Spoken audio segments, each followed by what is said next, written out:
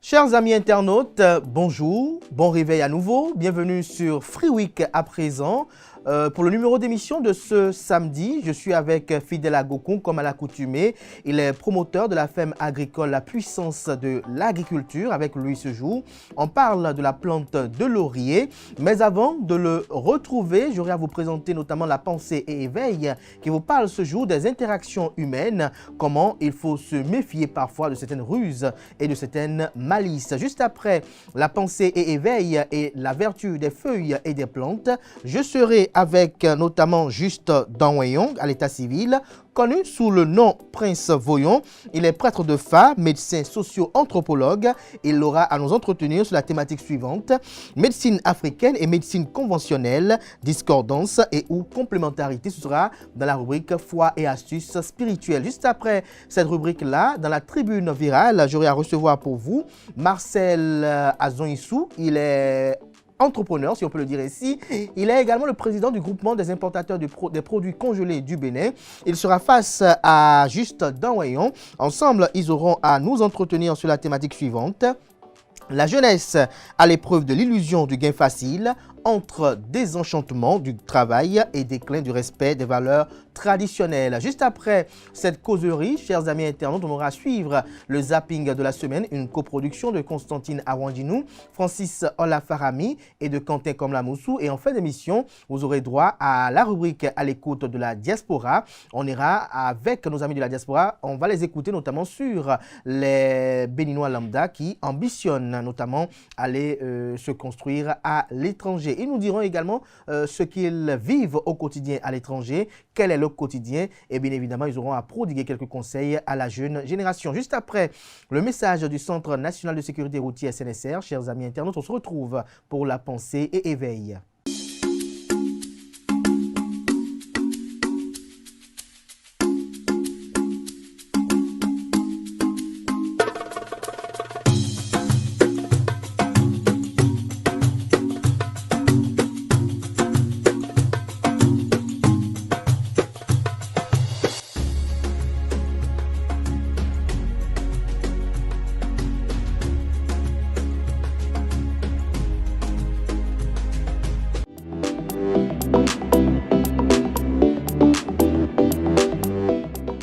La vie s'élève vers ses plus hautes cimes lorsque l'on s'entoure d'êtres dont la bonté n'est point une posture intéressée, mais l'émanation pure et constante d'une âme habitée par la sincérité. La véritable grandeur humaine ne se mesure pas aux éclats de fortune, ni au prestige de gloire, mais à la capacité d'aimer sans calcul, de tendre la main sans arrière-pensée, d'être présent sans rien exiger en retour. Ceux qui font de la gentillesse un mode d'existence et non une stratégie sont semblables à des sources limpides au milieu du désert. Ils désaltèrent sans condition, apaisent sans bruit et rappellent à chacun que la vie prend son sens dans la gratuité des gestes authentiques. Mais à l'inverse, les relations bâties sur la ruse et la duplicité, celles où la bienveillance n'est qu'un masque poli, recouvrant des intérêts inavoués, ne sont que mirages trompeurs qui dessèchent l'âme et empoisonnent le cœur. Rien n'est plus destructeur qu'une affection feinte, qu'une amitié asymétrique où l'un se donne avec ferveur tandis que l'autre se nourrit d'artifice. L'homme sage doit se garder de ces liens toxiques car ils volent la paix intérieure et étouffent la lumière des cœurs généreux.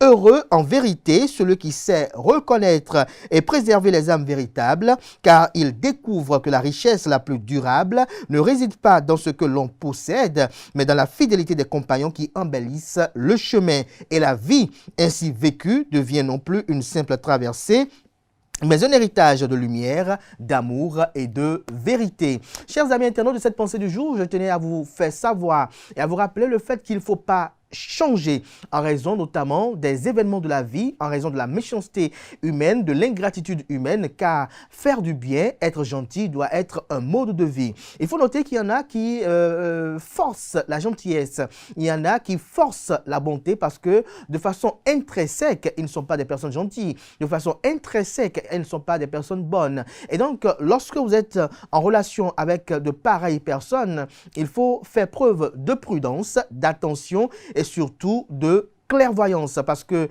lorsque vous nourrissez d'espérance, lorsque vous êtes rempli d'espérance avec des personnes qui n'ont que pour simple objectif que de vous utiliser à leur cause, à l'effet, à la finalité, chers amis internautes, vous vous retrouvez être dupé. Et là, vous avez mal parce que vous êtes investi beaucoup dans une relation dans laquelle vous attendez beaucoup, mais in fine, il y avait eu un déséquilibre, il y avait eu, comme je pourrais le dire, pratiquement eu un manque de sincérité. Et donc, il faut être attentif dans les relations, les interactions humaines, et également, il faut bien évidemment jouer sa partition. Il ne faut pas oublier cela parce que parfois, il y a des gens qui sont méchantes parce que vous les avez poussés à l'être. Il y a des personnes parfois qui vous témoignent de l'ingratitude parce que vous les avez poussés à l'être. Vous ne les avez pas rassurés de ce que vous êtes une personne qui mérite leur confiance, qui mérite leur gratitude et qui mérite bien évidemment aussi leur bonté et leur gentillesse. Et donc, il faut faire attention lorsqu'on veut agir aussi. Il faut parfois se mettre à la place de l'autre pour voir est-ce que ce que je voudrais faire, opposer comme pas à l'autre, est-ce que le refus que je lui oppose là, est-ce que s'il était à sa place, j'accepterais à cœur joie ce refus-là.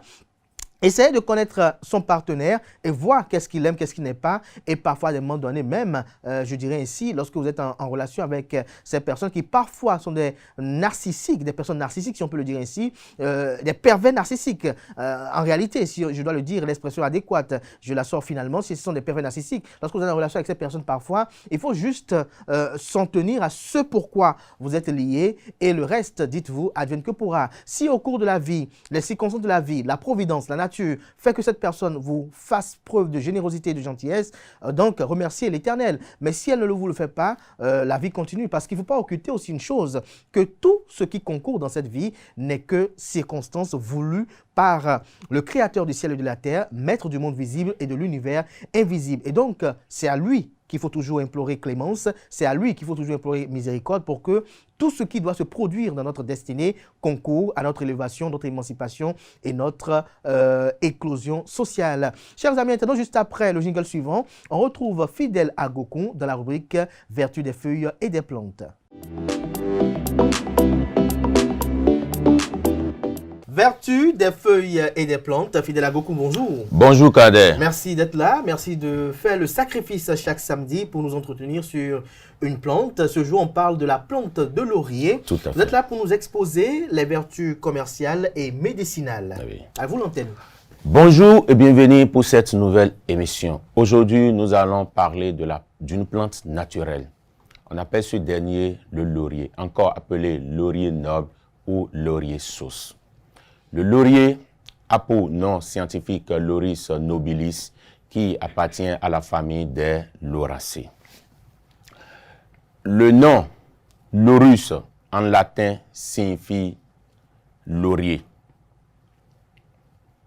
Nobilis signifie noble et élégante. La plante de laurier, elle est fascinante. Une plante qui peut atteindre une hauteur d'au moins de 10 mètres. Les feuilles sont vraiment ovales et pointues. Nous allons présenter ses avantages sur le plan de la commercialisation, sur le plan nutritionnel, environnemental et médicinal. Allez-y. Sur le plan nutritionnel, la plante de laurier elle est riche en vitamines A et C, en minéraux comme le potassium et le magnésium. C'est un anti-inflammatoire, antioxydant et antimicrobien.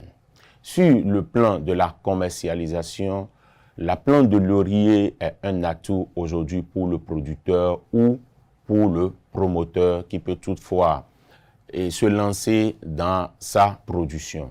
Si nous prenons un état de la production de la plante de laurier aujourd'hui, on a droit à 400 plants. 400 plants. 400 plants Wow. sur un hectare. Et après la plantation, vous pouvez commencer la vente à partir de 4 ans à 5 ans. Et déjà de 4 ans à 5 ans, vous pouvez faire un chiffre d'affaires sur un hectare entre 8 et 15 millions de chiffre d'affaires pour la plantation de laurier. Déjà? Oui, déjà. Les feuilles de laurier. Les feuilles de laurier, oui, parce que si nous prenons la plante de laurier, ces feuilles sont très recherchées. Et à base des feuilles, on peut faire de l'huile essentielle. L'huile essentielle qui est recherchée comme de l'or aujourd'hui. Et un petit flacon de l'huile de laurier aujourd'hui, quand vous dit son prix, allez dans les supermarchés, vous allez voir de quoi l'essence de laurier. L'essence de laurier. Parce que c'est une huile qui fait énormément beaucoup de choses que c'est intéressant. On ne peut pas se passer de ça. Donc, c'est vraiment capital que sa production, c'est un atout aujourd'hui pour tous ceux qui sont intéressés à se lancer dans ce secteur. Si nous parlons aussi sur le plan médicinal, oui. La plante de laurier aussi regorge énormément beaucoup de vertus. D'abord, en première position, j'ai dit déjà que c'est un anti-inflammatoire parce que quand vous prenez la feuille, si vous avez des douleurs un peu partout au niveau de l'organisme, vous pouvez utiliser facilement les feuilles de laurier pour pouvoir soulager et régulariser tous ces petits maux. C'est un antimicrobien, comme je l'avais dit aussi, parce que ça, la feuille de laurier lutte contre tout ce qui est microbe qui est dans l'organisme. Avec l'infusion de la feuille de laurier que vous mettez dans vos habitudes, vous allez corriger tous ces petits maux. Ceux qui ont les problèmes de sinusite aujourd'hui et qui ont couru de gauche à droite, ils n'ont pas eu de solution. Avec les feuilles de laurier ou une décoction de laurier, vous pouvez régulariser facilement ce petit mot. Vous n'avez pas de la digestion quand vous mangez n'importe quel aliment. Avec les feuilles de laurier, vous pouvez utiliser ce dernier pour régulariser facilement et ça peut vous aider à faciliter la digestion au niveau de l'organisme. Vous avez un enfant qui souffre aujourd'hui de la toux ou de la démangeaison. Avec l'huile essentielle de laurier, vous pouvez régulariser et vous pouvez régler définitivement ces petits maux. Vous avez un parent, un maman ou un voisin qui souffre aujourd'hui du diabète. Le laurier, la feuille de laurier ou les racines ou l'huile essentielle de laurier peut vous aider à stabiliser et à régler définitivement le laurier. Il y a beaucoup de gens qui ont utilisé et ils ont eu pas mal de résultats et ils ont témoigné. La feuille de laurier, c'est une feuille qui a multiples vertus. Et mis à part ça, oui. Je voudrais aussi partager quelque chose sur le laurier. Vous avez un business, vous avez des boutiques où vous n'arrivez pas à vendre, tout est bloqué. Avec la feuille de laurier, vous pouvez réactiver votre business. Comment? Si vous prenez la feuille de laurier, vous pouvez mettre 3 dans votre sac ou bien dans votre véhicule. Vous pouvez prendre 3, vous mettez dans votre poche. Ou vous prenez 3 feuilles, vous mettez derrière votre portable. Je vous donne 3 jours. Les gens vont vous appeler. C'est naturel.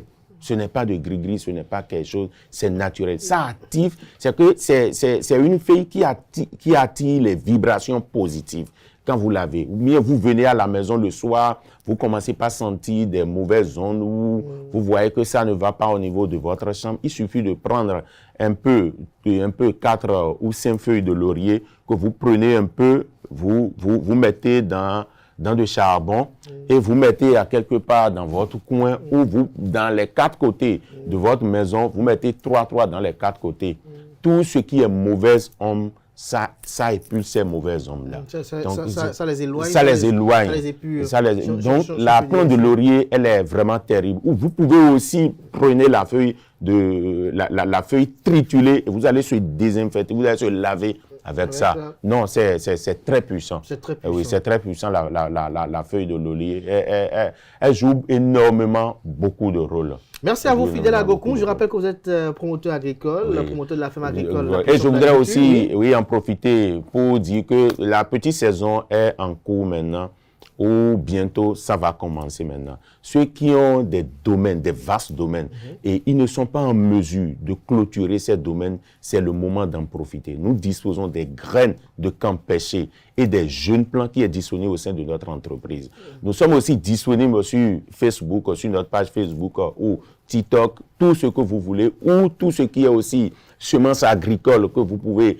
Vous êtes dans le besoin, contactez-nous. On est disponible pour vous accompagner, pour pouvoir vous aider, pour que vous ayez de très bons résultats et aussi occuper vos domaines feed. Je crois que là, vous avez passé au service commercial. Là.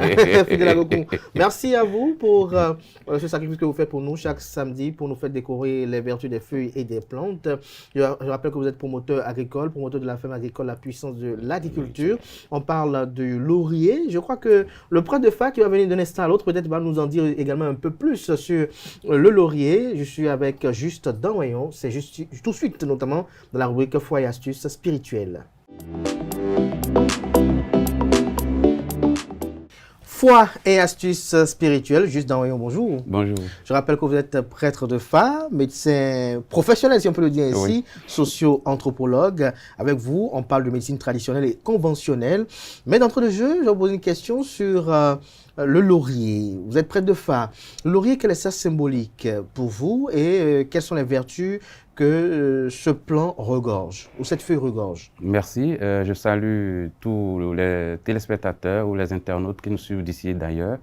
La feuille de laurier, il y a le spécialiste qui en a parlé tout à l'heure et nous allons apporter deux petites astuces sur cette plante-là. C'est une plante qui a des propriétés, je vais dire, scientifiques ou biologiques ou physiologiques. Et au-delà de ces propriétés scientifiques et physiologiques, cette plante a des propriétés magiques.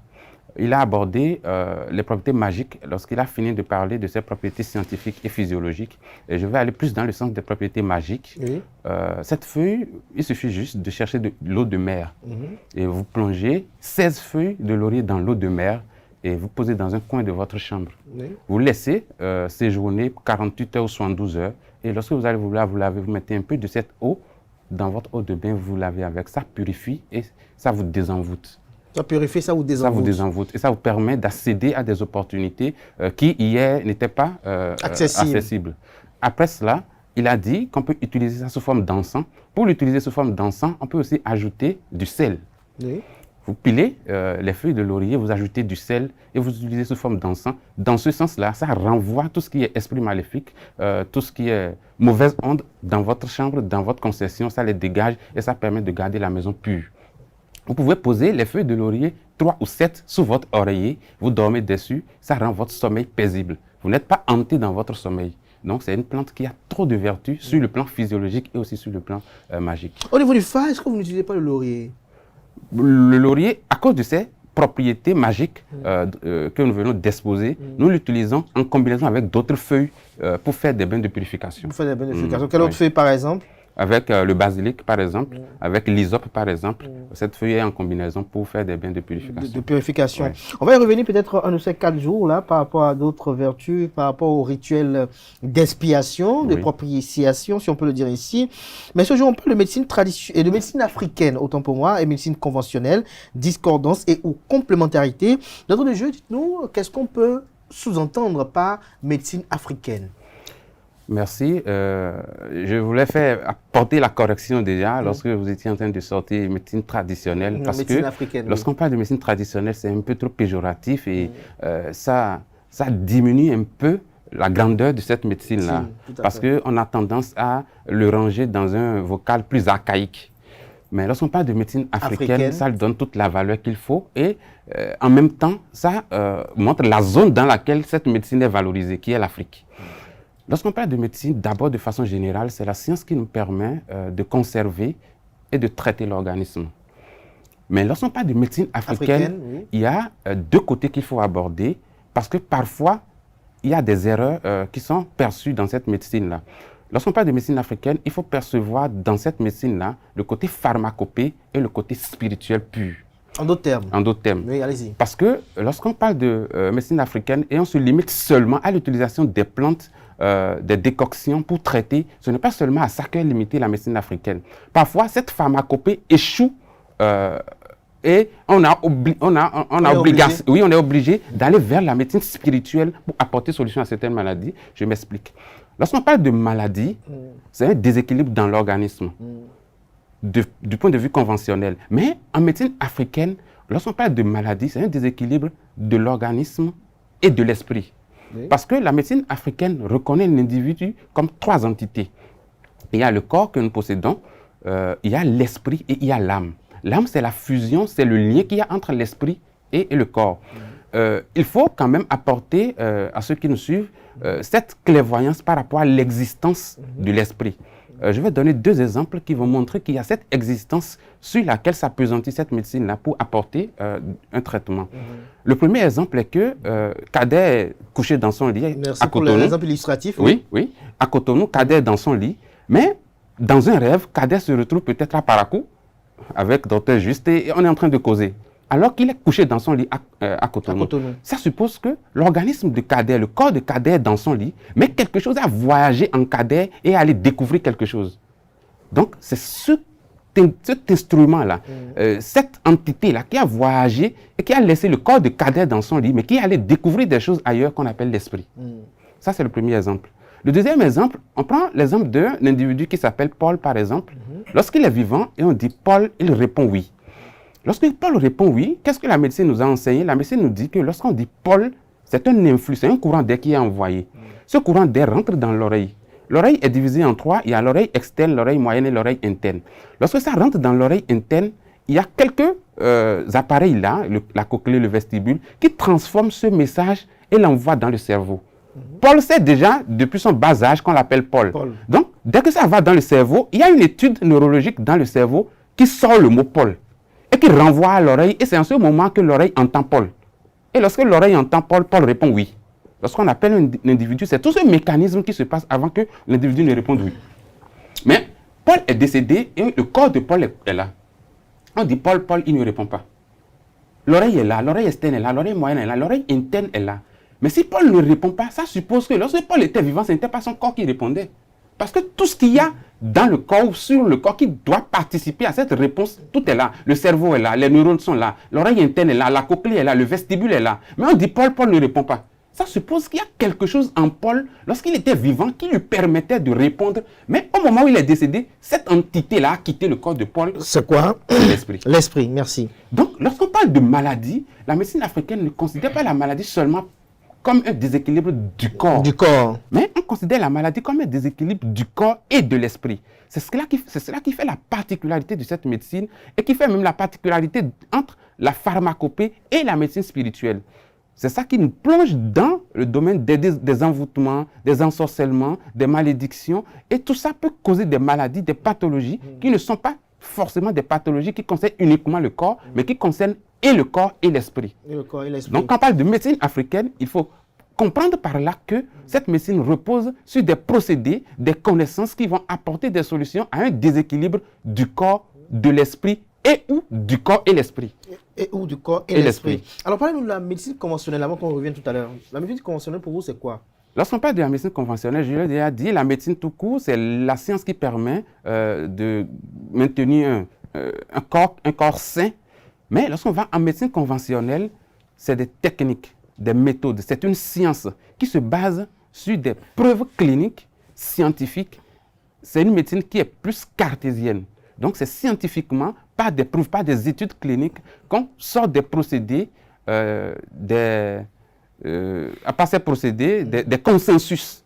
Et sur ces consensus-là reposent des traitements, des normes. Et c'est ces normes-là qui sont suivies pour guérir. Et en médecine conventionnelle, on dit tout ce qui crée la maladie dans un organisme, c'est un agent infectieux. Un microbe, une bactérie, un virus, un champignon, un parasite. Ce n'est que ces agents infectieux qui peuvent créer un déséquilibre. La médecine conventionnelle ne reconnaît pas l'existence d'un esprit quelque part qui peut être malade. Lorsque vous êtes malade, vous venez, on vous fait un prélèvement, on vous fait des bilans, et ces bilans révèlent... On fait le diagnostic. Et lorsqu'on fait le diagnostic, c'est sur la base de ce diagnostic qu'il y a un traitement qui est déjà connu, il y a un consensus qui est fait, il y a un procédé qui est déjà maintenu, et on suit ce procédé pour vous apporter le traitement. Donc, il y a plusieurs spécialités dans la médecine, il y a près d'une 40aine de spécialités ou 50aine de spécialités dans la médecine. Donc, en fonction du mal, en fonction de l'endroit, de l'organe du corps qui est atteint, on vous apporte la solution dans ce sens-là. Donc, on se repose uniquement et essentiellement sur votre organisme, sur vos organes, sur vos tissus, sur vos cellules, et on ne dépasse pas ces limites-là. Donc, c'est une médecine qui est consacrée au traitement de l'organisme. Qui est consacrée au traitement de l'organisme. Mais est-ce qu'il y a une interrelation entre les deux, entre la médecine africaine et conventionnelle déjà? Dans ces développements qu'on a eu à faire, on aurait compris déjà qu'il y a vraiment une interaction entre les deux, mais il y a encore des limites qu'il faut surpasser dans les deux sens. Celui qui est phytothérapeute, celui qui est spirituel, il y a des choses qu'il doit comprendre, il y a des insuffisances encore à leur niveau qu'il faut combler.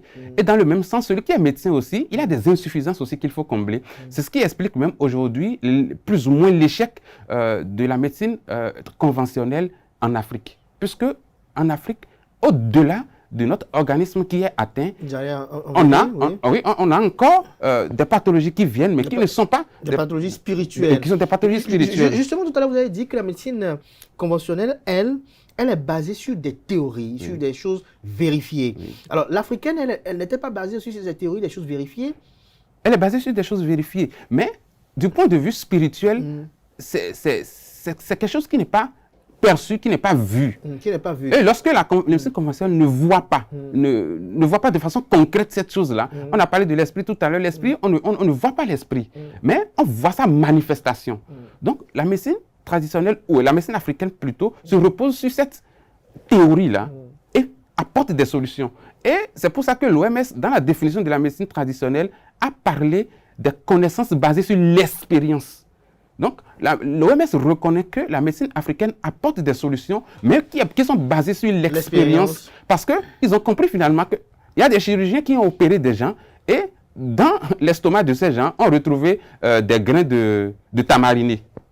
Dans l'estomac d'un individu, on retrouve un amas de grains de tamariné. On retrouve des coris dans l'estomac d'un individu. Ces coris-là viennent d'où? Ces grains de tamariné viennent d'où? Donc c'est là qu'eux-mêmes, ils ont compris qu'il y a un mystère qui est caché derrière cette médecine-là. Et il faut forcément aller vers cette médecine et découvrir ces choses-là. Lorsqu'on est dans un milieu où le spirituel prend du devant dans beaucoup de choses. Donc aujourd'hui, on ne peut pas se passer de cette spiritualité, surtout si on veut pratiquer cette médecine en Afrique. Parce qu'au-delà de ce qu'on voit qui est concret, il y a ce qui est spirituel qui est caché derrière. Il y a des pathologies, les mêmes procédés qu'on utilise pour traiter ces pathologies, vous mettez en place ces procédés-là, mais à la fin, vous n'avez pas de solution. Parce que derrière cette pathologie se cache quelque chose. Pour faire un petit briefing sur la maladie spirituelle, c'est que lorsqu'on veut créer une maladie à quelqu'un, on rassemble un certain nombre d'ingrédients, on invoque le nom de la personne et on lui envoie un esprit. Lorsque cet esprit vient, ça voit la faille de la personne. Quel est l'organe qui pourrait être le plus atteint? Et ça crée la maladie. On ne peut pas forcément dire, va créer l'insuffisance rénale, on ne va pas forcément dire, va créer l'hypertension artérielle, mais on va voir la vulnérabilité, l'esprit voit la vulnérabilité du corps de l'individu. Là, vous décrivez un peu le processus d'envoûtement. Oui. Donc, il voit la vulnérabilité de l'individu et c'est en fonction de cette vulnérabilité qu'il crée la maladie. Mais il ne crée pas seulement la maladie, il crée la maladie et il entretient la maladie. Vous avez des céphalées, les céphalées que tout le monde a et on prend du paracétamol et peu de temps après ça passe. Vous prenez peut-être 2-3 plaquettes de paracétamol mais ça ne disparaît pas. Parce qu'il y a un esprit qui entretient ces céphalées-là. Mais justement, comment cet esprit est assez fort pour que le paracétamol qui est censé inverser la donne est pris mais il n'y a pas de changement? Comment cet esprit arrive à maintenir la donne inversée malgré la thérapie que l'on suit pour recouvrer sa santé? Le paracétamol a un effet physiologique. Donc, ça va aller au niveau du foie. Le foie va métaboliser le paracétamol, va l'envoyer au niveau des récepteurs des douleurs. Et au niveau de ces récepteurs, ça va inhiber ces récepteurs. Donc, ça fait que vous ne ressentez plus la douleur. Mais lorsque la douleur est spirituelle, le paracétamol va agir sur les récepteurs. Mais ce ne sont pas des récepteurs spirituels, ce sont des récepteurs organiques, tissulaires, cellulaires. Donc, vous agissez, mais l'esprit est là et vous créez le mal. Et vous créez le mal. Mais lorsqu'on parle de médecine africaine, on parle de l'Afrique. Oui. La médecine conventionnelle, c'est souvent les Européens. Mais on sait que lorsqu'on parle de sorcellerie en Afrique aussi, on parle également de sorcellerie aussi en Europe. Alors pourquoi, est-ce que la sorcellerie en Europe aussi donne ces effets-là, selon vous? Oui, ils sont confrontés à ces choses-là de plus en plus. Parce que parfois, des phénomènes où la science n'arrive pas à expliquer. Oui, n'arrive pas à expliquer. Et finalement, on dit, bon, on est limité, on ne peut plus rien faire. Et toutes les méthodes qu'on peut déjà mettre en pratique, on met toutes ces méthodes en pratique, mais finalement, on voit qu'il n'y a rien à faire. Et finalement, ces gens-là, il y en a qui si ceux-là ont de la chance, viennent en Afrique.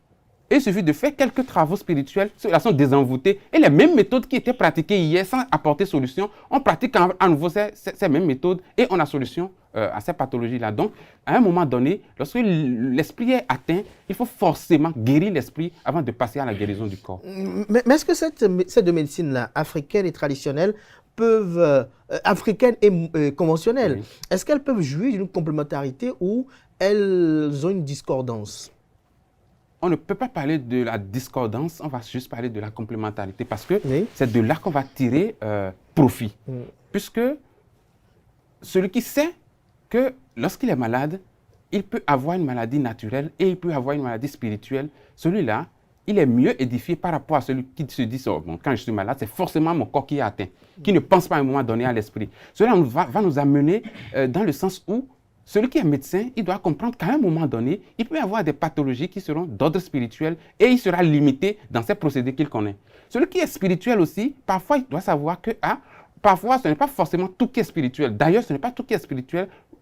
Les grands praticiens qui ne sont pas édifiés dans ce sens, ce sont des pathologies simples qui les tuent. Parce que dans sa tête, il est borné, il se dit « Ah, c'est un envoûtement. Ah, c'est mon grand-père qui m'a dit telle chose hier, qui m'a envoûté. Ou bien c'est ma tante qui a dit telle chose hier, qui m'a envoûté. » Et il est focus sur cet envoûtement. Donc, il faut toujours chercher, le juste milieu. Dans la pharmacopée ou dans la médecine conventionnelle d'abord, avant de traiter le spirituel. Oui, bon, les deux vont de pair. Quelqu'un qui est déjà dedans, nous autres, dès que la maladie survient, on ne cherche pas d'un seul côté. Du moment où tu es en train de réfléchir à quel agent infectieux peut causer ce mal, au même moment, tu es en train de faire ce qu'il faut spirituellement pour que, quelle que soit la provenance de ce mal-là, tu puisses quand même conjurer cela et les deux doivent aller de pair. Et dans ce sens-là, il faudrait que le médecin, dans sa tête, se dise, à un moment donné, si je suis limité, il se peut que ça soit une atteinte de son esprit et non une atteinte de son corps. Parce qu'il doit se mettre dans la tête qu'au-delà de ce que je traite qui est le corps, il y a autre entité en cet individu que je ne maîtrise pas, que je n'appréhende pas et qui peut être atteint et qui peut être à la base de ce que je vis. Donc c'est la complémentarité qu'il faut voir de loin. Et dans cette complémentarité, il faut faire l'effort de pouvoir avoir la notion, même si on n'a pas la maîtrise de la pratique de la spiritualité, l'éveil déjà peut amener à conseiller le patient, à l'amener à pratiquer cette spiritualité. Et quand on parle de spiritualité, ce n'est pas forcément aller vers la spiritualité traditionnelle. Même les prières peuvent guérir, les prières peuvent désenvoûter, les prières peuvent désensorceler et amener facilement le praticien qui est praticien soignant à vous guérir et à vous donner satisfaction. Mais pour vous qui êtes médecin, socio-anthropologue et au regard du parcours emblématique de votre père également et de sa responsabilité dans la tradition, vous êtes prêtre de Fa, assermenté si on peut le dire ainsi. Au regard de tout cela, comment vous arrivez à arrimer les deux ou à les juxtaposer? Aujourd'hui, cela est encore un peu difficile et on fait l'effort d'apporter de la lumière. Puisque lorsque le patient vient vers toi, du point de vue de ce qu'il expose, tu ne peux pas déjà déceler son obédience religieuse. Tu ne peux pas déjà lui proposer des services sur le plan spirituel, même si toutefois tu constates que le mal que le patient a, ce mal-là n'est pas naturel et que ce mal-là est spirituel. Et pour la plupart du temps, ceux qui connaissent un peu notre savoir-faire dans les deux sens, lorsqu'on envoie des gens vers nous, c'est des gens qui ont parcouru déjà des centres de santé, des cliniques, de grands médecins et qui n'ont pas de satisfaction, qui finalement se disent « Ah, va chez ce monsieur parce que celui-là, au-delà de la médecine conventionnelle, il a aussi des maîtrises dans la spiritualité. » Et c'est ceux-là qui facilement se laissent faire. Mais un patient qui vient, qui n'a pas fait ce parcours-là, qui n'a pas été orienté, on a parfois du mal à apporter ce côté spirituel à la personne parce que il faut forcément prendre, il faut qu'il acquiesce d'abord avant que tu ne puisses apporter ce qu'il faut du point de vue spirituel. Mais ce qu'il faut aujourd'hui pour nous accompagner dans cela, c'est de révéler cela au monde entier. Et quand on parle de révéler cela, par exemple, nous, au cours de nos études médicales, on nous avait annoncé l'étude de la médecine africaine ou de la médecine traditionnelle. Mais jusqu'aujourd'hui, nous on a soutenu il y a près de 5 ou 6 ans déjà, mais jusqu'aujourd'hui, cela n'a pas encore été intégré à la formation des médecins. Mais il faudrait apporter les béabas, les bases à ces médecins-là, leur montrer qu'au-delà de ce qu'on vous enseigne qui est conventionnel, que le blanc a monté, il y a aussi dans notre contrée, dans nos réalités ici, dans notre patrimoine ici, d'autres réalités qu'on doit vous enseigner. Qui sont utiles. Imaginez-vous un instant si dans les salles d'hospitalisation, on utilise des feuilles de désenvoûtement pour nettoyer ces salles d'hospitalisation. Ce que ça pourrait apporter, les esprits que ça pourrait dégager de ces salles d'hospitalisation et apporter guérison à ces patients-là. Vous pensez que parfois dans les salles d'hospitalisation, pour ceux qui sont pourchassés qui sont envoûtés, qui sont ensorcelés, parfois ceux qui les pourchassent viennent encore dans la salle d'hospitalisation? Non, ça n'est pas que ça vient, c'est en eux. Donc ils se déplacent avec ce mal-là. Ils font tout, mais ils se déplacent avec ce mal. Et finalement, la même pathologie qui donne les mêmes symptômes chez deux patients différents, vous allez voir, un va guérir facilement en 2-3 jours, mais l'autre va traîner peut-être sur 1 mois, alors que c'est les mêmes symptômes et c'est le même procédé de traitement qui a été mis en place. Donc, imaginez-vous si celui-là, dans un centre de santé ou bien dans une salle d'hospitalisation, même si ce n'est pas sur lui qu'on pratique ça, si c'est des méthodes qui sont enseignées, on dit, ah, dans les centres de santé, désormais, il faut nettoyer les salles avec telle feuille, il faut que tel plan soit dans les centres de santé, dans les hôpitaux. Même l'existence d'une seule plante qui désenvoûte, qui désensorcelle, dans un centre de santé peut déjà dégager des esprits, peut déjà empêcher l'esprit de poursuivre ce patient juste chez le médecin. Donc, il faut faire l'étude de ces choses-là, il faut mettre ces bases-là en place pour permettre au médecin de comprendre cela. Et c'est réciproque aussi chez le praticien spirituel qui n'a pas la notion de « Ah, lorsque c'est paludisme, il faut prendre antipaludéen, lorsque c'est fièvre typhoïde, il faut prendre antibiotique. » Et il se met dans sa tête que tout ce qui m'arrive est spirituel. Il faut aussi apporter de la lumière à celui-là. Il faut organiser des colloques, des formations. Il faut organiser aussi ce monde spirituel, amener des médecins à aller vers ceux-là. Des médecins qui maîtrisent la spiritualité, qui peuvent faire la part des choses chez ceux-là et leur dire « Ah, lorsque vous voyez que c'est tel et tel symptôme, au-delà de ce que vous maîtrisez qui est spirituel, il y a aussi des agents pathogènes, des agents infectieux, bactéries, virus, tout ça qui peuvent créer des maladies chez vous. Donc, ne vous limitez pas seulement à vos pratiques spirituelles, mais dites-vous qu'à un moment donné, il peut y avoir des agents extérieurs et qui n'ont pas de lien avec votre spiritualité et qui peuvent vous créer des maux. Donc, dès que vous constatez tel et tel signe, au-delà de ce que vous allez faire du point de vue spirituel, allez prendre tel et tel médicament et facilement vous allez vous guérir. Mais vous qui y croyez fortement, quelles sont vos espérances à ce niveau-là? C'est un jour que je vois notre médecine en Afrique aller dans les deux sens. Que je vois aussi mes confrères, mes pères spirituels aussi, comprendre aussi la médecine conventionnelle et qu'à un moment donné, ce brassage soit le commun des mortels. Que tout le monde... Vous voulez une complicité entre les deux. Qu'à un moment donné, qu'on sache qu'on a apporté de la matière à cette médecine conventionnelle que le blanc nous a apporté. Est-ce que cela est possible sans les politiques? Ce n'est pas possible. C'est ceux-là qui doivent prendre la chose. C'est ceux-là qui doivent pêcher des gens qui maîtrisent le domaine et mettre en place des curricula qu'on doit utiliser désormais pour enseigner. D'abord à l'université et aussi enseigner chez nos pères spirituels qui n'ont pas eu la chance d'étudier, mais qui ont quand même un bagage intellectuel, un bagage dans le sens de la spiritualité, dans le sens de la médecine traditionnelle. Donc, c'est ça qu'on espère des politiques, que ces mesures-là soient prises pour qu'à un moment donné, on sente que la médecine au Bénin est différente de la médecine partout ailleurs. Partout ailleurs. Ouais. Une dernière question pour conclure. Vous allez partager avec nous peut-être une anecdote que vous avez vécue avec un patient peut-être qui était venu et qui peut-être pour vous avait peut-être des maux de ventre. Et, une petite anecdote qui vous a quand même marqué et qui vous a retenu l'attention, qui a retenu votre attention et qui vous réconforte dans votre posture actuelle. Quand vous parlez d'anecdotes, le premier événement qui m'est venu en tête, c'est un gars qui avait de l'épilepsie. Je l'ai eu en 2022. J'ai soutenu 2 ans ou 3 ans après, il est venu et il a fait déjà tout le tour du Nord. Tanguieta, il est passé un peu partout. Et c'est sa maman qui a été conseillée. On lui a dit, ah, va voir Prince Voyon, il est médecin, mais il est aussi de l'autre côté. Et le gars, il est venu, on a fait une consultation. Et la consultation de phare. Oui, une consultation de phare. Et le phare révélait qu'il y a une malédiction qui est portée au père du monsieur. Et c'est cette malédiction qui est en train d'agir dans la famille et qui... Parce qu'il y a beaucoup qui souffraient de petits maux dans la famille. Mais pour lui, était aussi très grave. Donc, au-delà de ça, il y a la sorcellerie aussi. Il y avait une grande-mère qui était là, le phare révélait les choses. Bon, on n'a pas identifié la personne. Mais déjà que ça nous a dit que la maladie n'était pas naturelle. On a fait les rituels qu'il faut. Et en médecine conventionnelle, il avait déjà des traitements qu'il prenait. Mais ces traitements espaçaient seulement les crises d'épilepsie. Mais ça ne guérissait pas les crises d'épilepsie. Donc, lorsque on avait fait la consultation, j'ai demandé 2 produits qu'il fallait utiliser. Est-ce que tel produit peuvent aider le patient à guérir? Et le phare a accepté. On a fait les rituels et je lui ai donné les produits et il a utilisé sur 3 semaines. Après 3 semaines, c'est 5 ans après qu'il m'a appelé. J'étais à la maison, il est venu avec vin, paille, tout ça. Donc, en 5 ans, il n'a plus de crise. Il s'est dit, ah, si en 5 ans, je n'ai plus de crise, ça veut dire que je suis guéri de ce mal-là. Et c'est comme ça qu'il est guéri de l'épilepsie, qu'il a traîné déjà sur 10 ans. Parce qu'il a fait 10 ans déjà de crise d'épilepsie. Donc il est venu, on a fait les rituels et je lui ai donné les produits qu'il fallait utiliser. Ces produits sont des produits naturels, des produits de la pharmacopée. Déjà qu'on a levé ce qui est spirituel, on a utilisé les produits de pharmacopée et il est guéri de son épilepsie. De son épilepsie. Merci à vous, Juste Dawayon. Merci. Je rappelle à nos amis internautes que vous êtes prêtre de phare, vous êtes médecin et socio-anthropologue. Vous allez rester en place. On va passer à présent à la tribune virale pour laquelle je convie en plateau Marcel Azon-Issou.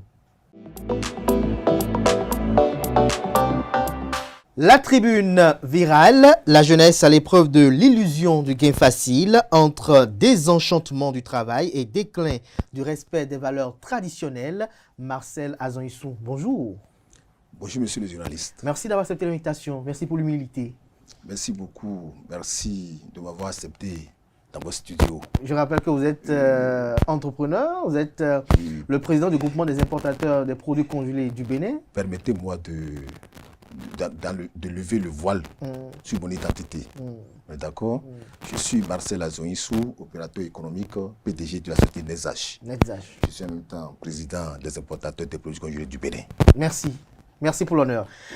Merci à Juste Dawayon d'être resté pour cet entretien. C'est un plaisir. On veut parler de la jeunesse. Juste Dawayon, on sait que vous êtes aussi un peu actif sur les réseaux sociaux. Le président, lui, il observe la jeunesse sur les réseaux sociaux également. Dites-nous, quel est votre constat à vous de notre jeunesse actuelle? Merci. La jeunesse actuelle est une jeunesse très active.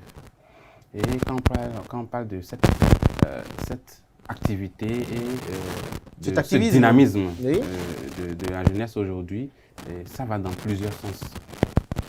Déjà, il y a cette évolution du monde qui imprime cet activisme-là à la jeunesse, dans le sens où aujourd'hui, l'avènement des réseaux sociaux, la mondialisation aujourd'hui amène cette jeunesse, même dans sa chambre, à voir loin.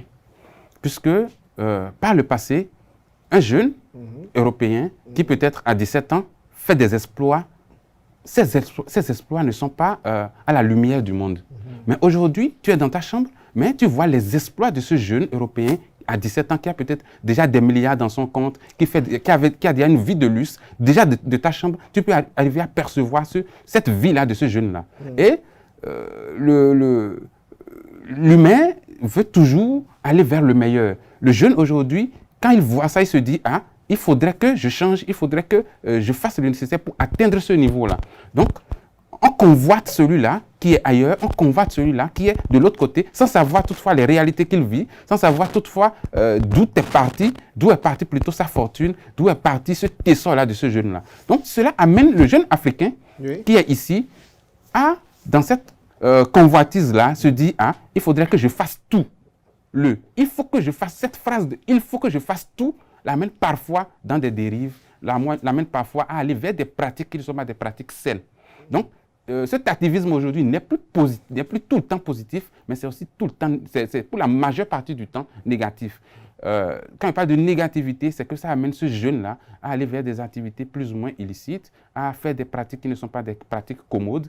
C'est là qu'on voit l'avènement de la cybercriminalité, les jeux de paris où on est à la quête du gain facile et dans cette quête du gain facile, on est aussi pressé, on n'a pas le temps de patienter. Vous êtes prof de phare, vous en recevez les jeunes, qu'est-ce qu'ils vous demandent souvent? Non, lorsque les jeunes viennent, c'est pour dire comment faire pour que ma vie s'améliore, comment faire pour que mes activités prennent. Et moi, j'ai la sagesse de demander, mais quelle activité tu mènes?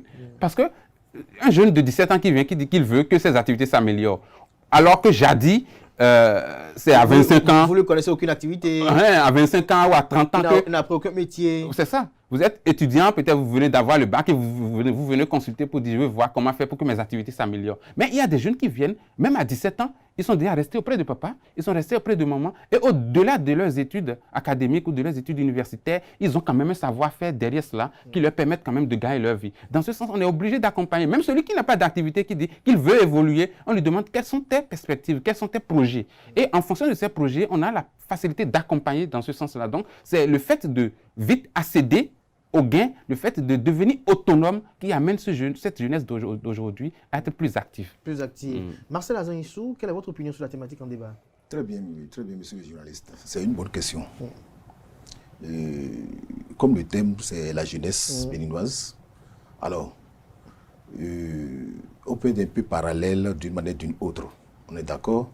Mais néanmoins, et mon point de vue sur la jeunesse, et permettez-moi de les énumérer. Vous voyez, et aujourd'hui, la jeunesse, elle est très pressée. Elle est très pressée plus que la diarrhée. Vous voyez? Et puis, ce qu'on constate d'habitude, c'est que la plupart d'eux, ce n'est pas tout le monde, ce ne sont pas tous les jeunes, mais la plupart d'eux, on constate que vraiment, les jeunes ne respectent plus. Les aînés, les anciens. Ils ne respectent plus, même nous. Ils ne respectent plus personne. Personne. De façon tous azimuts, dans toutes les directions, ils ne respectent plus. Vous voyez? Et d'abord, l'éducation primaire, c'est le respect d'abord. Parce que leurs parents leur ont éduqué à respecter, mais ces jeunes-là... Ils n'ont pas reçu cette éducation-là. C'est-à-dire qu'ils ont raté l'éducation primaire. Et c'est ça qui les accompagne dans l'éducation secondaire. Moi, ça me gêne beaucoup. Vous voyez? Parce que on voit des jeunes sur les TikTok insulter leurs grands frères, insulter leurs parents, insulter même le président de la République. Moi, ça me fait mal. Je dis celui-là, il est quoi? Les jeunes insulter le président de la République. Pour vous, ça ne devait pas être le cas? Jamais. Jamais. Jamais. Parce qu'il a l'âge de leur papa, c'est ça? Jamais. Parce qu'il a eu des succès qui n'ont pas encore eu, le président de la République. C'est pas possible. Ils vous diront qu'ils sont en démocratie. Non. Démocratie, ce n'est pas de l'anarchie. Pas du tout. Allez insulter le président de la République. Ils insultent leurs parents à la maison. Et après, c'est pour venir insulter le président de la République. Ça pose un problème. Ça cause un problème. Vous voyez? Et puis, il y a manque d'honnêteté. Vous voyez? Il y a manque d'honnêteté. Avec la jeunesse, il y a manque d'honnêteté. Le jeune te dit ceci aujourd'hui. Et demain, tu vas voir autre chose. Tu verras autre chose demain. C'est très grave. Il y a beaucoup qui ne sont plus honnêtes. Ils ne sont pas fiables. Vous voyez, la crédibilité. Et les jeunes qui entreprennent et ils vont, et comment on appelle dans les structures bancaires, ils vont emprunter de l'argent et puis c'est pour aller s'acheter des grosses cylindrées.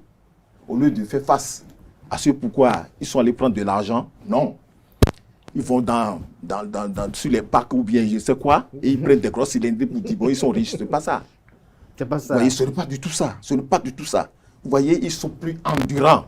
L'endurance. Parce que la vie est semée. Vous savez, la vie est difficile et elle est semée d'embûches. Tout à fait, tout à fait. Bien sûr. Vous êtes un opérateur économique. Oui, bien sûr. Votre parcours, vous allez nous en parler un peu, oui. Bien sûr. Donc, elle est semée de difficultés, d'embûches. Donc, il faut traverser toutes les vies pour construire son existence et se rencontrer. Et celui qui a peur de rencontrer l'un ne veut pas d'obtenir l'autre. Vous voyez? Donc, il y a ces jeunes-là. Ils n'aiment plus se gêner. Ils n'aiment plus se gêner. Ils n'aiment plus se gêner. Mais qu'est-ce qui en est la cause pour vous, qui êtes père de famille également, qui êtes employeur, parce que vous avez des centaines d'employés également. Pour vous, qu'est-ce qui est la cause de ce changement? Très bien. Vous savez, c'est les ambitions démesurées. Vous voyez, j'ai dit tout à l'heure qu'ils sont pressés. Ils sont très pressés. Au lieu d'être patients, et puis... C'est quand même bien d'avoir des ambitions. Bien sûr. Mais qu'elles soient mesurées. Démesurées, vous voyez. Donc, et ils n'ont pas l'amour pour le prochain. Ils n'ont pas l'amour pour le prochain. Et on note que vraiment l'amour a disparu complètement. Vous voyez. Donc, moi, je vois que vraiment, nous avons du pain sur la planche. Nous avons du pain sur la planche. Je vais revenir tout à l'heure par rapport à cet aspect-là. Marcel Azonissou a parlé tout à l'heure à l'instant d'ambition démesurée. Est-ce que, juste dans pour vous, cette ambition démesurée doit conduire à l'emprunt de méthodes pas orthodoxes pour l'obtention du gain? Je dirais non. Mais il faut essayer de comprendre aussi cette jeunesse-là et de leur apporter le canevas à suivre. Puisque il y a 10 ans, il y a 15 ans, ou il y a même 25 ans ou 40 ans, quand on dit quelqu'un a eu le bac, et on vous dit son âge, vous allez vous dire, mais pourquoi c'est à 26 ans ou 27 ans qu'il a eu le bac? Mais aujourd'hui, on peut avoir le bac à 15 ans, on peut avoir le bac à 16 ans, on peut avoir le bac à 17, le bac à 18 ans. C'est un exploit. Ça permet de gagner dans le temps, de gagner en temps et d'anticiper sur des choses. Justement. Mais est-ce que ça doit être la source de ce que le président a dénoncé tout à l'heure, le manque de respect pour les aînés? C'est pour ça que je dis qu'il y a un canevas qu'il faut imposer à cette jeunesse-là. Ce canevas, c'est le respect des règles, des réalités dans le sens de la moralité, de l'éducation. Il faudrait que la famille puisse apporter quelque chose d'important à ces enfants-là et qu'au-delà de cet exploit-là qu'ils connaissent dans l'évolution à travers la pression qu'impose aujourd'hui l'évolution du monde, au-delà de cela, qu'on puisse quand même respecter ces réalités-là, ces bases-là qui font partie de la moralité que l'éducation doit apporter. Donc, il faut dire que il y a beaucoup d'exploits, beaucoup de gains dans cette dynamique-là qui est imposée aujourd'hui aux jeunes. Moi, je ne mets pas en cause cette dynamique-là, je ne mets pas en cause ces ambitions-là, mais je mets en cause les méthodes qui concourent à la réalisation ou à l'obtention des résultats par ces efforts-là. Donc, c'est ça qui est mis en cause. Il faut mettre en cause ces méthodes-là et mettre à la disposition de ces jeunes-là de bonnes méthodes et ces méthodes vont apporter de la bonne pratique à ces derniers-là. Sinon que le fait d'avoir d'ambition très jeune, de vouloir évoluer très jeune, ce n'est pas quelque chose qui est proscrit. Aujourd'hui, quand on dit juste Dan Voyon ou bien Prince Voyon, et on voit mon âge, on voit le niveau que j'atteins, tout ce que j'arrive à réaliser, tout ce que je fais à cause de mon savoir-faire. Mais il y a 45 ans, ce n'est pas donné à quelqu'un de mon âge d'atteindre ce niveau-là. Justement, je prends l'exemple que vous dites, par exemple, il y a 45 ans, ce n'était pas donné. Mais il y en a d'autres qui n'ont pas peut-être, qui ne sont peut-être pas enfants de votre père, dont qu'on appelle l'honorabilité est la palissade au pays, mais qui, du jour au lendemain, se sont autoproclamés rois. Pourquoi vous ne vous êtes pas proclamé, par exemple, roi ou majesté, par exemple? C'est ça, c'est parce que l'éducation ne me permet pas de faire cela. Justement, comment renouer avec cette éducation-là qui concentrait les gens? Parce que certains disent, je vais peut-être en parler tout à l'heure avec le président, que beaucoup de jeunes meurent tôt parce qu'ils sont trop pressés dans la vie. Parce que au-delà de l'éducation qu'apportent les parents aujourd'hui, il y a l'éducation des réseaux sociaux. De la société. De la société. Dans les réseaux sociaux font partie. Oui, ils font partie. Et aujourd'hui, je pense que les enfants, si les parents ne sont pas vraiment présents et ne sont pas dus dans cette éducation, les enfants aujourd'hui sont mieux éduqués par les réseaux sociaux, par la société, que par leurs propres parents. Et lorsque vous êtes éduqué par la société, parce qu'il vient de l'extérieur, vous recevez tout.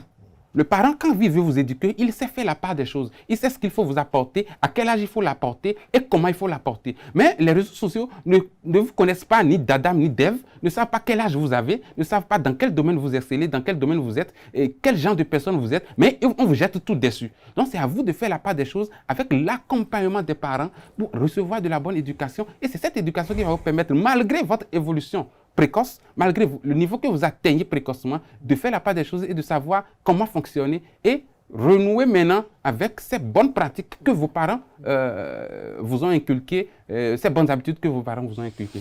Alors Marcel Azoïssou, on n'est pas là ce matin pour condamner les jeunes, mais peut-être pour éveiller les consciences. Alors comment faire pour retourner aux sources, pour que les jeunes soient respectueux, pour qu'ils soient davantage patients, pour qu'ils soient dans la cohérence des aspirations de la vie? Ok, merci beaucoup, monsieur le journaliste. Et on dit, quand nous sommes en face de quelqu'un porteur d'une infirmité, nous ne devons pas le confondre avec cette infirmité. Alors, en acceptant de reconnaître notre propre handicap, nos manques, notre insuffisance, nos difficultés et parfois notre impuissance par rapport à une infirmité majeure, alors on ne peut que les aider à sortir de cette crise-là. Vous voyez, les jeunes ne sont pas condamnés à un carré de terre. Ils ont les pieds, ils ont toutes les bénédictions qu'il faut, ils ont les bras, ils ont les yeux, ils voient, ils respirent, ils réfléchissent eux-mêmes. Donc, et ils ne veulent pas travailler. Vous voyez, ils ne veulent pas travailler. Comment les amener au travail? Ils ne veulent pas travailler.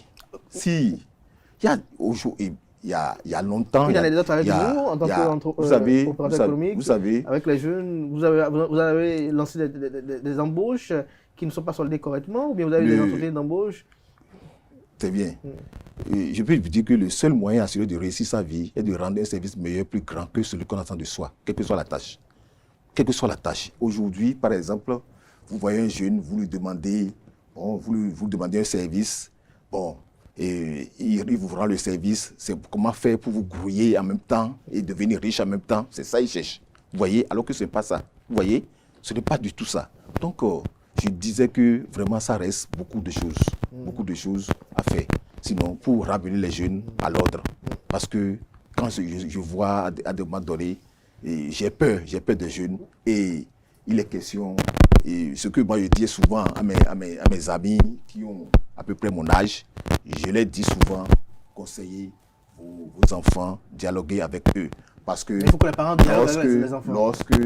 Lorsque les enfants arrivent à l'âge où nous, adultes, avions eu de problèmes, il est question à ce que nous dialoguions, nous les conseillons, afin que ces jeunes retrouvent leur place. Mais parfois, il y a des parents qui éduquent leurs enfants, mais l'éducation, la manœuvre ne prend pas, si on peut dire ainsi. Il n'y a pas règle sans exception, monsieur le journaliste. Il n'y a pas règle sans exception.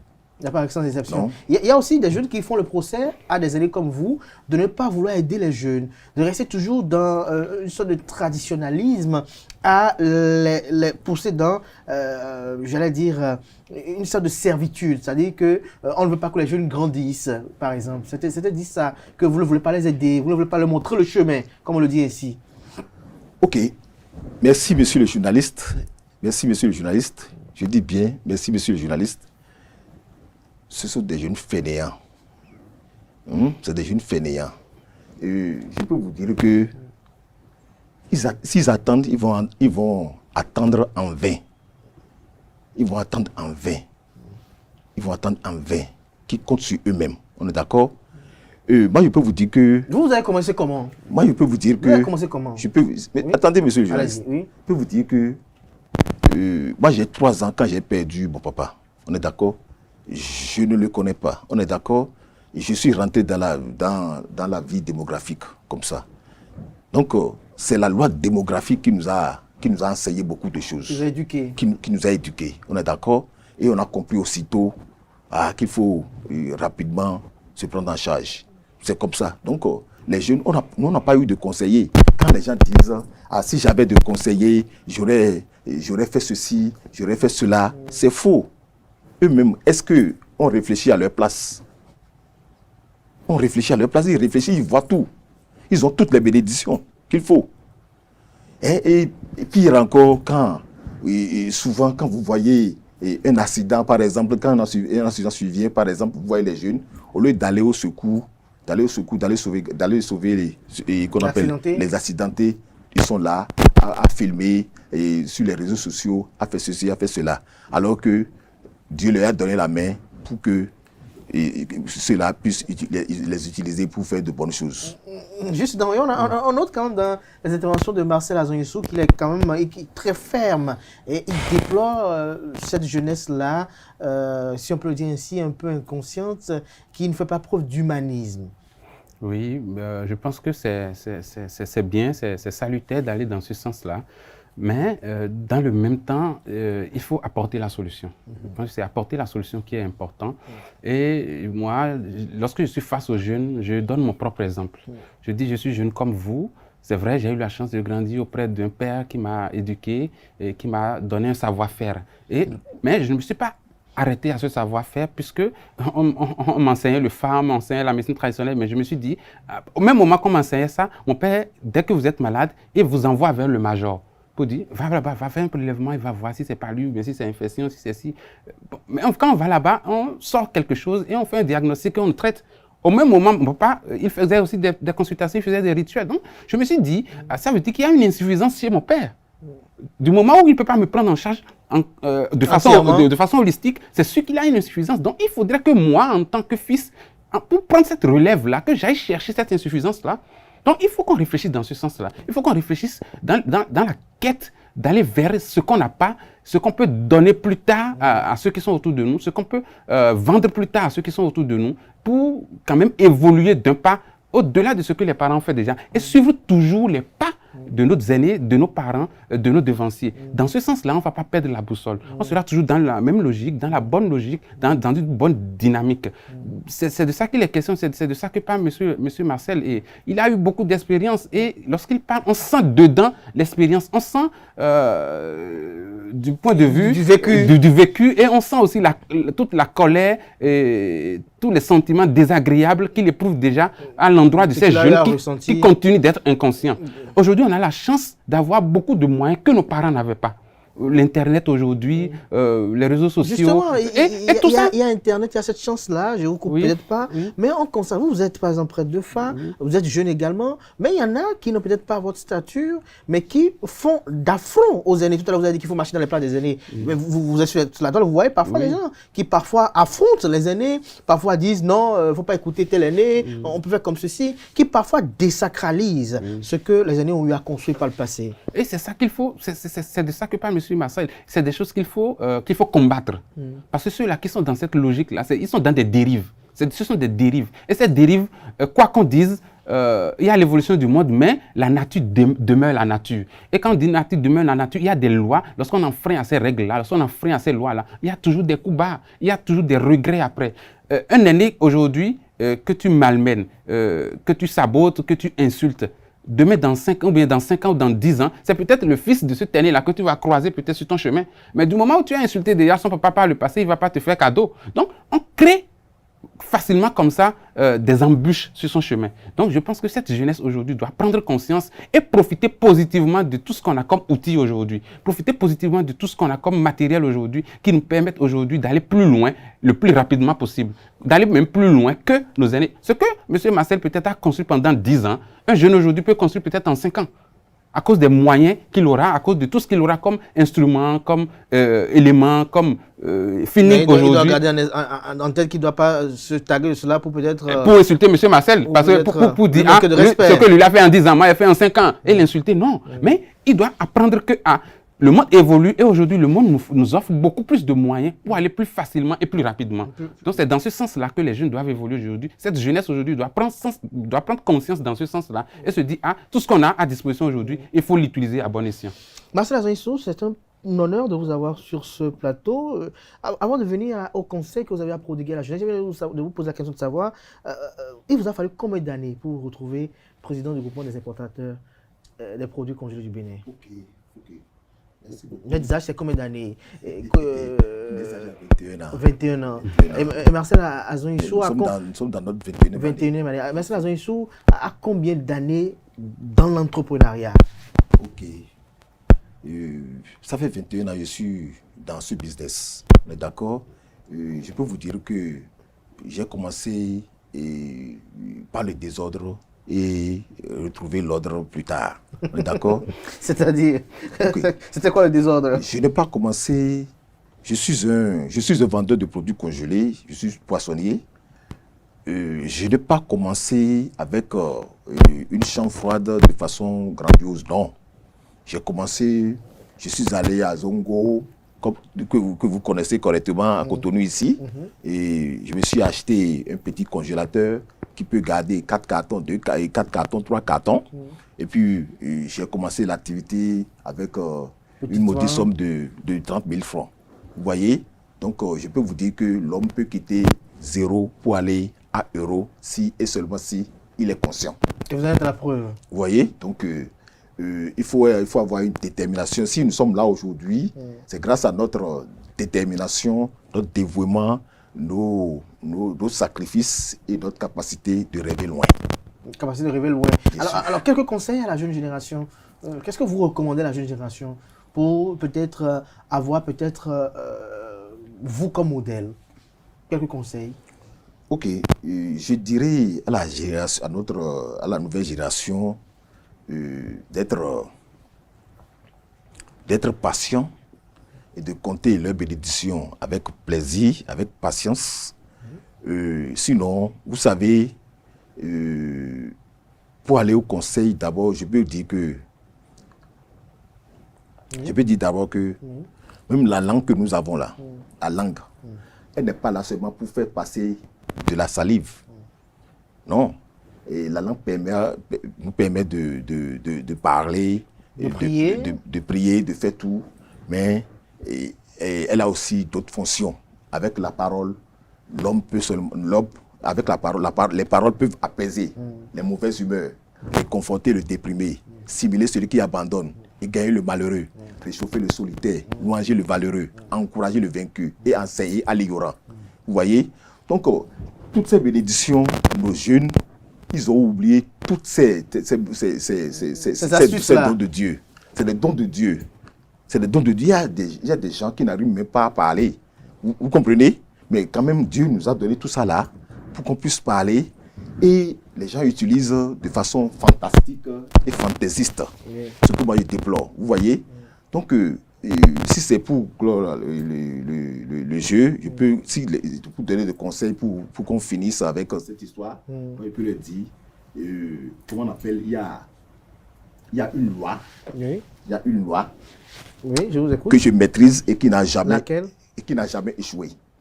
Une loi qui n'a jamais échoué et qui est propre et dans tous les domaines. Et cette loi a été donnée à nos aïeux au haut d'une montagne. Certains ont observé cette loi et leur vie a été remplie de fruits, de bonheur, de la réussite, de la paix, de l'esprit. Mais la plupart n'ont prêté aucune attention. Ils cherchaient les routes détournées, les moyens magiques ou bien le démon appelé chance qui devait leur livrer des richesses de la vie. Ils ont attendu en vain, comme beaucoup de personnes, et ils ont accusé Dieu de mauvais sorts.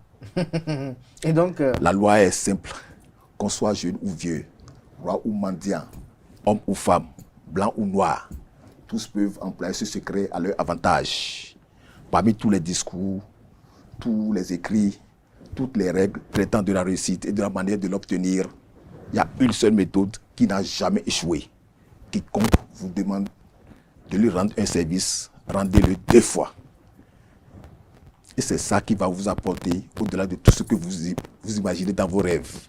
C'est-à-dire, en d'autres termes, le seul moyen à celui de réussir sa vie est de rendre un service meilleur, plus grand que celui qu'on attend de soi, quelle que soit la tâche. Quelle que soit la tâche. Oui, tout en rendant service, on reçoit immanquablement la récompense qui s'impose. Et l'homme doit souffrir de la perte en ne le faisant pas. Ah bon? Oui, la cause est le fait. Le moyen est la fin. La graine et le fruit ne peuvent être jamais séparés. L'effet est toujours en fleur dans la cause. La fin est toujours dans les moyens. Et le fruit est toujours dans la graine. Même s'il s'agit de servir quelqu'un ingrat, servez-le encore plus et adressez votre facture à la nature. Elle vous paiera. Si le paiement tarde à venir, ne vous inquiétez pas si le paiement est différé. Car l'intérêt composé de l'intérêt composé est l'un des bénéfices les plus avantageux de cette loi. Les jeunes ils ont toutes les bénédictions pour pouvoir évoluer. Toutes les bénédictions. J'ai écouté tout oui et je me voyais un peu dans la pensée et éveil. Qu'est-ce qu'on peut retenir de ces recommandations de Marcel Azonissou? Je salue d'abord cette philosophie de vie, merci, de bien-être, de savoir vivre et tout. Et je pense que ce sont des modèles à suivre, des gens qui ont eu en expérience, qui ont gagné en expérience et qui ont un parcours de vie et qui ont ces vertus-là. Donc, il faudrait profiter de ces vertus-là, les adapter à notre vie de jeunesse d'aujourd'hui, à notre pression qu'on subit aussi aujourd'hui, parce que, il faut le dire, au-delà de ce dynamisme-là qu'il y a dans la jeunesse aujourd'hui, il y a aussi une pression de la part de la communauté, de la part de la famille aussi. Imaginez-vous un instant, vous êtes dans une famille où peut-être des voisins à vous ont des enfants peut-être de 18 ans, de 19 ans, qui excellent bien, qui évoluent bien. On a envie quand même d'avoir des enfants comme eux. Donc, il y a ces parents aussi qui, au lieu d'encadrer autrement les enfants, mettent de la pression à ces enfants-là et amènent aussi ces enfants dans les dérives. Donc, il faudrait reconsidérer tout cela et garder les vertus comme les vertus que M. Marcel a exposées tout à l'heure, toute une philosophie de vie et ne pas sortir de ce chemin-là, de ce chemin de savoir-vivre, de respecter les normes de la nature, les lois de la nature, les vertus de vie qu'on nous a exposées et avec les moyens qu'on a aujourd'hui à disposition, je pense qu'on fera de nous un homme complet. Et comme on le dit, qui va lentement, il va sûrement. On ira sûrement avec ces vertus-là et on va conquérir le monde. On va conclure par ça, Azonissou. Quel est votre rêve pour la jeunesse béninoise? Ok. Encore merci beaucoup, monsieur le journaliste. Et vous savez, il y a en chacun de nous des rencontres structurelles qui nous révèlent le meilleur et agrandissent nos possibles. Donc, nous autres, nous pouvons être l'une de ces rencontres qui réveilleront et stimuleront le meilleur des autres. Vous voyez, parce que tout le monde a ses vertus, on est d'accord. Ce que nous venons de dire, peut-être il y a certaines rencontres qui permettent de se rencontrer au plus près de soi-même. On est d'accord. Et je crois que quand il s'agit d'écouter l'essentiel, lui n'est plus sourd. On est d'accord, plus que celui qui entend. Vous voyez, donc ils ont entendu. Je crois qu'ils n'ont qu'à agir pour changer les donnes. Et vous êtes là pour les soutenir, les accompagner, ces jeunes engagés? Bien sûr, s'ils veulent des conseils, s'ils s'approchent de moi, je suis là pour leur donner. Et vous soutenez leur projet? Soutenez leur projet comment? Si par exemple vous avez un petit jeune qui a un projet ambitieux, qui est intéressant, qui a juste besoin d'un petit pouce, si on peut le dire ainsi. Non, le jeune n'a qu'à commencer, on verra d'abord. Parce qu'il y a certains jeunes qui viennent nous voir et ils disent qu'ils veulent comment ils veulent là. Vous avez été victime de ça? J'ai été victimisé plusieurs fois de ça et pour cette raison, j'ai tenu mes dispositions.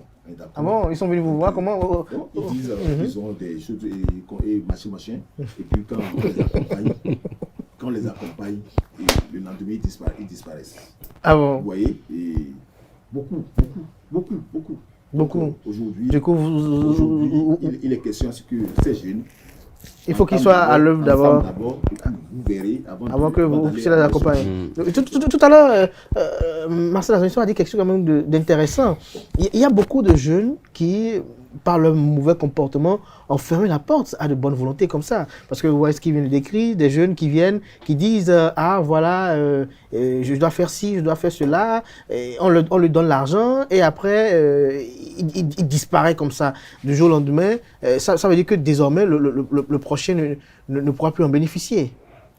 C'est capital ce qui est dit, mais aujourd'hui, je pense que nos aînés ont eu toute l'expérience qu'il faut pour voir en ce jeune qui vient vers eux de l'honnêteté, de la franchise et vraiment de la conviction. Donc, dès que l'aîné va observer ce jeune, va l'étudier, parce que un expérimenté, c'est un expérimenté. Un jeune qui vient, on voit, déjà, il expose toutes ses idées et tout son projet. Si c'est un projet véridique, si c'est un projet franc, déjà à travers ce qu'il dit, sa posture, tout ça, vous pouvez déjà voir si c'est un projet franc. Et il y a beaucoup de méthodes aujourd'hui que les aînés peuvent mettre en pratique pour étudier un peu ces jeunes-là. On ne va pas forcément... Parce qu'il y a des gens, même le peu qu'ils doivent avoir pour commencer, ils n'ont pas. Et il faut forcément les aider à entamer et les suivre encore. Oui, justement, ça, on les a entamés encore, maintenant ils disparaissent avec l'argent. Ça veut dire que celui qui sera de bonne foi, qui voudra sincèrement jouir de ça, s'il voit Marcel Azongisso désormais, il ne pourra plus en jouir. Il va faire du temps avant d'en jouir. Il va faire du temps et il va prouver ce qu'il peut faire avant que M. Marcel ne puisse accompagner. Donc, ce que je voudrais dire, et l'indulgence que je veux porter aussi à M. Marcel Azongisso, c'est de ne pas prendre ça comme déjà une décision définitive. Il faut quand même être toujours ouvert à ces jeunes-là. Même si c'est déjà par les conseils qu'il faut commencer. Commencer par les conseils, le suivi. Je pense que d'ici là, il va voir le jeune à l'œuvre et facilement, il pourra l'accompagner plus tard. Il faut toujours rester ouvert à ces jeunes-là. Un commentaire pour conclure, Marcel Azongisso. Merci beaucoup. Et vous voyez, j'avais dit tout à l'heure que j'avais été victimisé plusieurs fois. Je donne un exemple. J'étais allé quelque part et j'ai vu une jeune dame. Bon, je la connaissais il y a très longtemps. On a fait peut-être le même village ensemble. Et elle était en quête de sous pour pouvoir entreprendre une activité. Je l'ai posé, puisqu'il y a longtemps que je ne l'ai plus jamais vue. Et quand je l'ai vue, c'était très bien pour moi. Je lui ai posé la question. C'était une ancienne conquête ou bien pas du tout, une amie? Pas du tout. Nous connaissons du village, on est d'accord. Et le village, c'est... Allez-y. Oui. Donc, je lui ai demandé, mais quelle activité vous faites, madame? Elle m'a dit qu'elle a l'habitude d'aller au Togo, aller s'acheter des fruitins pour pouvoir vendre et qu'on sort. Ok. Et tes grands frères, puisque j'ai fréquenté avec ses grands frères et qu'on sort. Alors, était grand frère. Elle m'a dit que ses grands frères sont tous en Côte d'Ivoire, qu'elle est la seule rescapée ici au Bénin, qu'elle ne voulait pas aller en Côte d'Ivoire. Alors, de cet instant, j'ai eu pitié d'elle et puis j'ai dit d'accord, maintenant pour que tu reprennes ton activité, il te faut combien? Et elle m'a dit 500 000. J'ai dit d'accord. Et arrivé à Cotonou, je t'enverrai les sous. Et pour que tu reprennes, je t'enverrai la moitié des sous pour que tu reprennes et je verrai d'abord. Donc, arrivé à Cotonou, effectivement, j'ai envoyé la moitié de la somme. 250 000. 252 000 avec les frais de retrait. Monsieur le journaliste, je ne sais pas si c'est aujourd'hui, ça fait déjà 1 an dépassé, je ne sais pas si c'est aujourd'hui, elle va entamer l'activité. Vous voyez, donc ça fait mal. Quand c'est comme ça, ça fait mal. Vous voyez, est-ce qu'on peut avoir l'audace de les accompagner encore? Vous voyez, c'est difficile, quoi. C'est complètement difficile, c'est compliqué. Vous voyez, c'est compliqué. Donc, comme l'a dit juste, il faut quand même garder le cœur bon. Oui. Parce qu'il y en a qui en ont besoin de ce soutien-là. Les jeunes. 230 000, par exemple, dans la vie de notre jeune, aurait changé sa vie à jamais. Bien sûr. Et il va rappeler à la postérité demain que j'ai été construit grâce à Marcel Azon-Issou. Ce n'est pas tous les jeunes, on est d'accord. Ce n'est pas tous les jeunes. Et je crois que vraiment, il est question à ce que leur intérieur change. Lorsque l'intérieur change, l'extérieur change automatiquement. Quand vous changez votre intérieur, votre extérieur change automatiquement. C'est direct. Il n'y a pas de demi-mot. On est d'accord? Donc c'est comme ça. Donc il faut que les jeunes changent leur intérieur pour que leur extérieur change. Merci à vous, Marcel Azon-Issou, pour ce moment d'échange. Merci également à Juste Danwayon. Petit commentaire pour conclure. Bon, c'est la dernière phrase. Hein. Il faut changer l'intérieur pour changer l'extérieur. Merci également à vous. Je rappelle que Marcel Azon-Issou est opérateur économique, président du groupement des importateurs des produits congelés du Bénin. C'est un honneur pour nous de l'avoir reçu. Dans ce panel-là, en toute humilité, il a accepté échanger, envoyer, prodiguer quelques conseils à la jeune génération. Merci également à Juste Danwayon qui a quitté Parakou pour Cotonou pour cette émission. Il est notamment près de femmes, médecin, socio-anthropologue. Chers amis, juste après la tribune virale, on va décompresser un peu avec notamment le zapping de la semaine, une coproduction de Constantine Avandinou, de Kanté Komla Moussou et de Francis Ola Farami. Comment s'appelle le ministre des Sports du Bénin? Waouh. Quel est le club actuel champion du Bénin? C'est le Real Madrid. Le club actuel champion du Bénin? C'est AS Cotonou. Pardon? AS Cotonou. Par quel autre nom désigne-t-on la présidence du Bénin? Le gouvernement du Bénin. Je reprends. Par quel autre nom désigne-t-on la présidence du Bénin?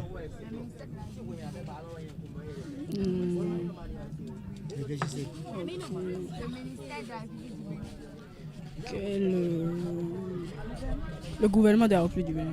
Comment s'appelle l'actuel ministre des Sports du Bénin? Je sais pas. Ça va. Vous ne maîtrisez pas. Qui est donc l'auteur, une toute dernière question pour finir, qui est l'auteur de l'hymne national? Abbé Dayon. Abbé Dayon, oui. Pardon? Abbé Chibet Dayon. Vous êtes sûr? Oui, Abbé Chibet Dayon. Alors la conférence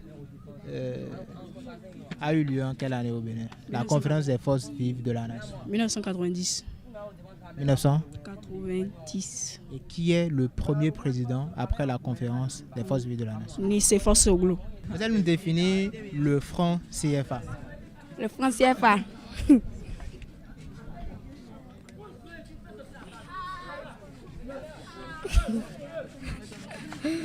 ne sais pas. Vous ne maîtrisez pas. Qui est l'actuel président du Sénégal? Du Sénégal. Je ne suis pas au Sénégal. Vous êtes au Bénin, mais vous êtes en 3e. C'est une question de culture générale. Je ne sais pas, moi. Alors, donnez-nous le nom du président de l'Assemblée nationale du Bénin. Louis Wavonou. le nom du ministre des Sports du Bénin?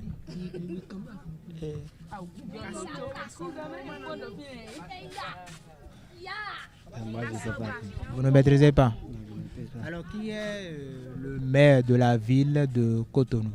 C'est Luc Setonji Atrokbo. Le président de l'Assemblée nationale du Bénin? C'est Louise Fravono. Pardon? Louise Fravono. Reprenez. Le président de l'Assemblée nationale s'appelle Louise Fravono. Alors, on va finir avec le nom d'un président à l'extérieur, notamment le président du Sénégal. Comment il s'appelle? Le président du Sénégal. Diomaye Faye. Quel est le second nom de l'hymne national?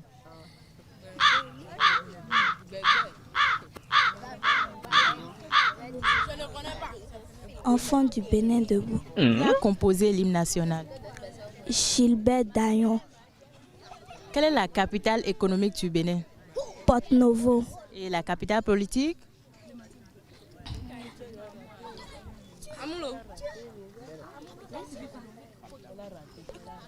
Cotonou. Définis-moi la CEDEAO. Communauté économique des États de l'Afrique de l'Ouest. On t'a déjà soufflé ça ou bien? Non, on t'a soufflé ça, j'ai entendu. Alors, en quelle année le Bénin est devenu membre de la CEDEAO? En 1986. En 1900? En 1986. Tu es sûr? Qu'est-ce que la CEDEAO? La CEDEAO, Communauté économique des États de l'Afrique de l'Ouest. La Sénat? Comité électoral national autonome. La RAC?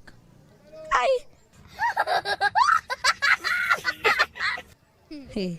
Haute autorité audiovisuelle. Regarde-moi au lieu de regarder là-bas. La RAC? Audiovisuelle et de la haute autorité de l'audiovisuel et de la communication. Alors, quel est le nom du ministre de la Santé du Bénin? Benjamin Oupati. Quel est ton rêve d'avenir? Quand tu as grandi, tu es devenu quoi? Sobata. C'est quoi Sobata? J'aime pas bêtise, hein. Tu es devenu quoi? Je vais devenir Foga. Je vais devenir monsieur de Franchet. Qu'appelle-t-on circuit électrique? Un circuit électrique est un circuit qui peut allumer la chambre. Un circuit électrique est une montagne qui peut alimenter une chambre. Et voilà, chers amis, maintenant c'était à l'instant le zapping de la semaine. Nous passons à présent, notamment à l'écoute de la diaspora, et on revient pour conclure Free Week. Je vais vous faire une lecture sincère et lucide de mon approche de la vision développée depuis 2016 par Patrice Talon, notre président de la République. Déjà, sur le plan de l'économie et des infrastructures, nous avons vu que notre pays est devenu un chantier moderne, structuré, et que Patrice Talon a misé sur la rigueur, l'organisation et l'ambition.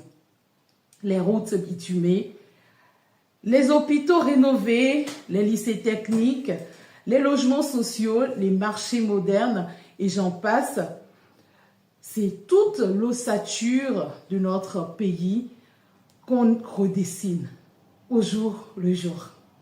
Sur le plan économique, les indicateurs, pour ne pas dire tous les indicateurs, sont au vert. Les finances publiques ont été assainies et le climat des affaires est renforcé. Sur le plan social, je dirais que le social a été vraiment implémenté au-delà des infrastructures sociaux.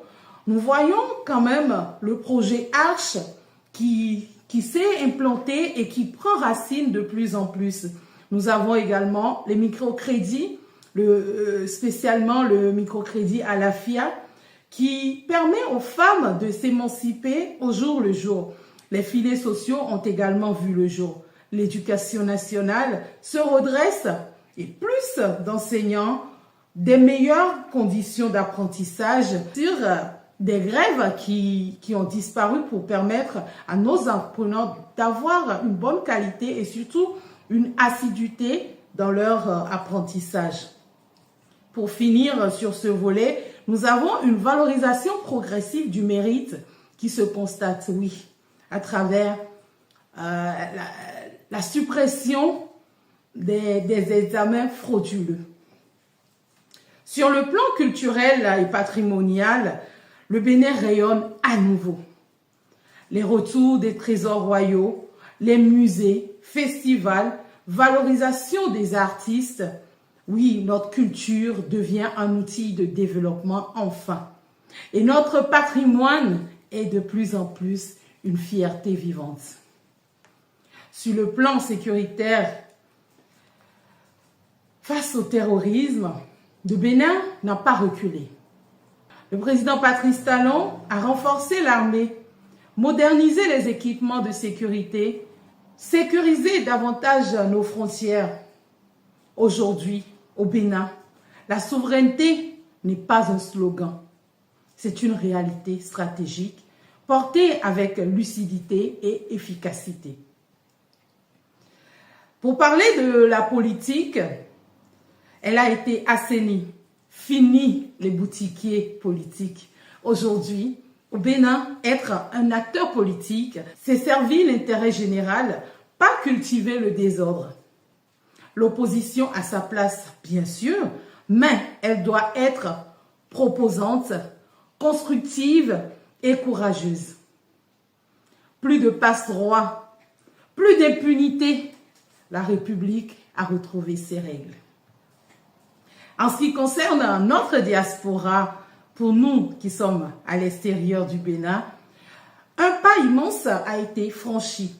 La dématérialisation et le numérique qui permettent aujourd'hui qu'on soit à Paris, à New York, à Washington, au Japon, n'importe où dans le monde et qu'on soit béninois, que nous puissions demander nos actes de naissance, nos certificats et nous connecter à tous les services publics du Bénin depuis nos ordinateurs, depuis nos téléphones. Par rapport à la situation du Bénin depuis 2016, je tiens à féliciter le président Patrice Talon et tout son gouvernement parce que par rapport aux infrastructures culturelles et touristiques, aujourd'hui le Bénin est devenu une plateforme touristique que partout dans le monde entier, tout le monde veut visiter le Bénin. Ça là, c'est une très bonne avancée pour notre pays.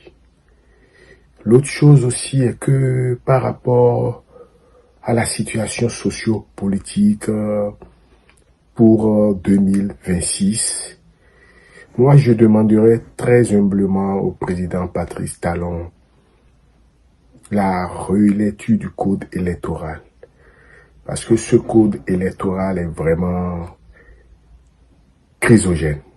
Il faut qu'on appelle les choses par leur nom.